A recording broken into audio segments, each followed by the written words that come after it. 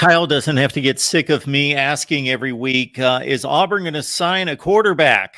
We got our answer today. Transfer Payton Thorne comes in from Michigan State. We got Kyle Loomis on the line from E2C Network. It's right here on YouTube, and it's everything Auburn, if you did not guess from Kyle's decor behind him. Kyle, how you doing today? I'm very happy today. I'm so glad that answer to that question is done. Not just you, but every guest on our YouTube channel, on social media. It's the first question I get.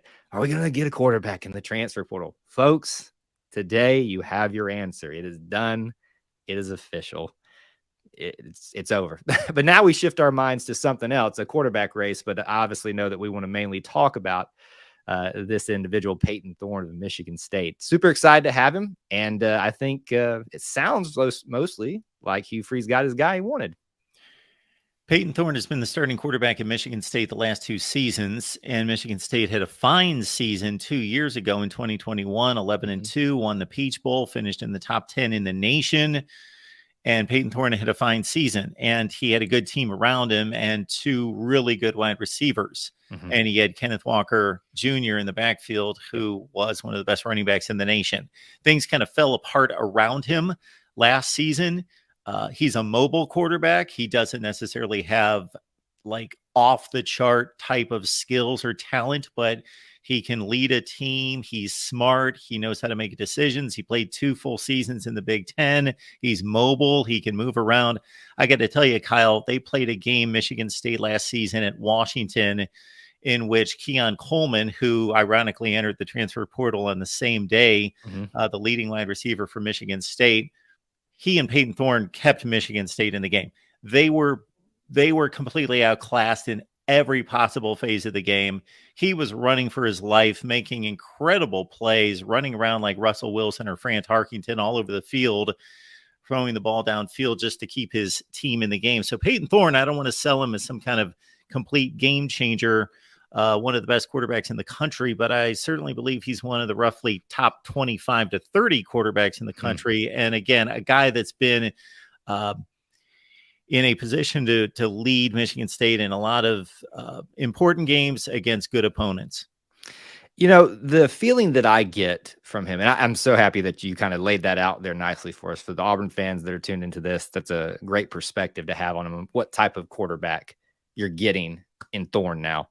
But when I kind of look at not just that one season, but the trajectory of Payton Thorne, it's a guy that seemingly overachieves a lot. Now, it's not, completely the story all the way through. Obviously, last year was not a great year. You laid out the reasons why beautifully. But if you look at this is a guy, when he was being recruited, was only attracting names like Western Michigan, who he was committed to up until early signing day. And then on early signing day, flipped that commitment over to who he ended up with, Michigan State. He gets there, doesn't sit. He plays a little bit in his first year, and I think he even got to start in one game that season. But the next year wins the job, and they have an incredible year. In some polls, got up to a top 10 ranking, as you already kind of talked about. So this is a guy that continually tries, but obviously seems to overachieve a lot. And given the right pieces around him, a great running back, some wide receivers, that could work out really beautifully no matter where he goes. If he's that type of guy that is really good at utilizing what he has around him, playing with it himself and making some plays. I think Auburn this year really just needs a playmaker. If that's a mobile quarterback, if that's a pocket guy who's just got a little bit of moxie about him, because let's be honest, the program's not in shambles, but it's a little bit loose. The foundation's a little bit rocky.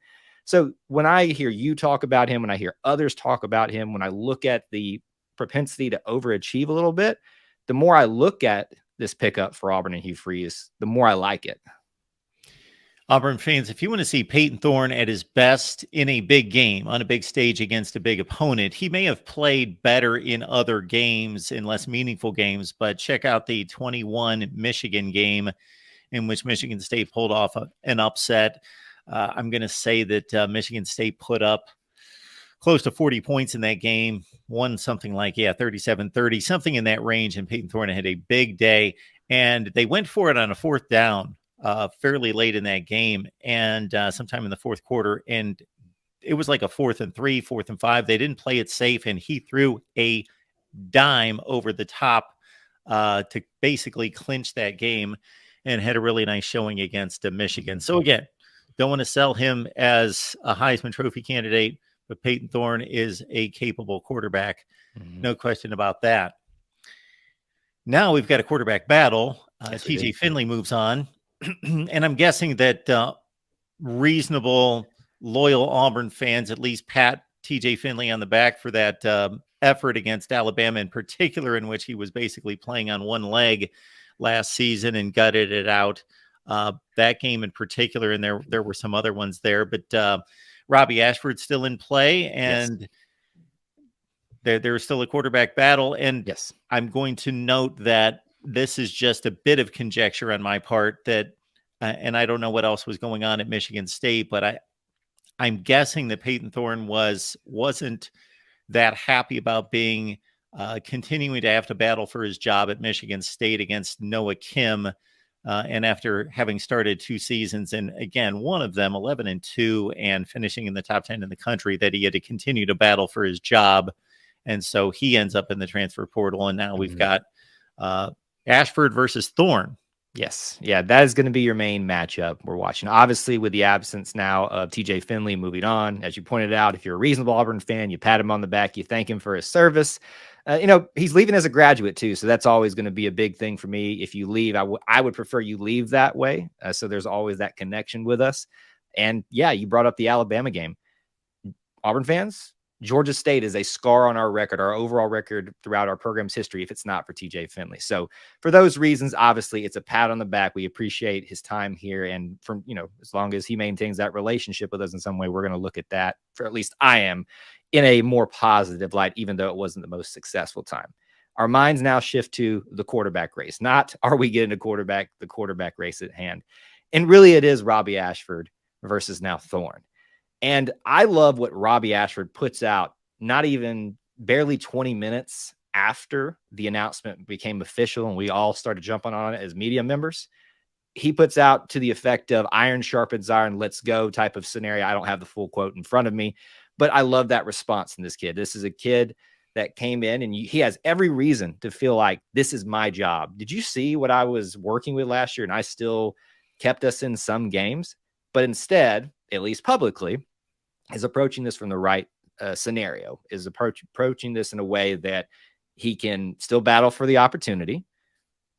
Conventional thinking, given experience, Hugh Freeze saying there's a guy out there he was waiting on and this magically happens. You would think Thorne's kind of in the lead in that scenario right now. But I love that about Robbie, because Robbie's got all the athleticism in the world, some fine tuning on passing. And who knows, 1 year under Hugh Freeze, less than a year, that may be the thing that kind of gets him in the right direction. He may even win out the job. But I think we're all sitting here. We obviously know this is Thorne's job for now to lose, but the competition still will go on. And you've got Holden Geriner, who's going to be there. And not that I'm dismissing him from that competition, because apparently he's made some strides too. But I really think, as you laid out, it is a Robbie Ashford Thorne battle, and it's going to be fun to watch over the summer and into fall camp. And regardless, I think we'll see both of the guys play some, maybe not like a dual quarterback system, but at least let's just play the scenario out. If you start Thorne, if that's what everybody expects at this point, Robbie Ashford's an athlete. You use athletes that can help you. So he doesn't have to worry about finding playing time in some aspect at the quarterback position. We've got Kyle Loomis here to talk Auburn football. And of course, the Tigers have just signed and received the transfer in from Michigan State quarterback Payton Thorne. You can catch Kyle's work at E2C Network. When I think Auburn football, historically, looking at positions, I think running back. But when I think Auburn football recently, Gus Malzahn era, I tend to think defensive line. So Auburn fielded some of the best defensive lines in college football for about a 5 or 6 year span there. Maybe not necessarily the last couple of years, but they're trying to get back to that level. And they have a transfer coming in from App State and Jalen McLeod off the edge, who should prove to be a good reinforcement. Yes, yeah, we lost a few of those via, the going to the NFL draft, transfers out. It was definitely an area of need. We already kind of bolstered that a little bit, bringing in guys like Elijah McAllister from Vanderbilt, who's only going to be here for 1 year. But I've talked about him a lot, I think, on your show, who I'm high on. But you definitely still need depth. And when I say depth, that's not me relegating Jalen McLeod to just a backup role. This guy very well could come in and earn the starting job at that position. That's another battle that's going to be fun to watch, not just between the two I just mentioned, but everybody at that position. And I think you're going to see a lot of different individuals playing there. If you watch tape on Jalen McLeod, you're going to instantly find probably a lot of people pointing to a Texas A&M game where he and App State gave Texas A&M one of the many fits they had all last season, forcing fumbles. I think Jalen McLeod, to me, this is a guy that's ready to step up at the Power 5 level. Obviously, because he got an offer from Auburn in the Power 5 level, but he really does seem like he's got the skill set. Some people will tell you undersized at that position.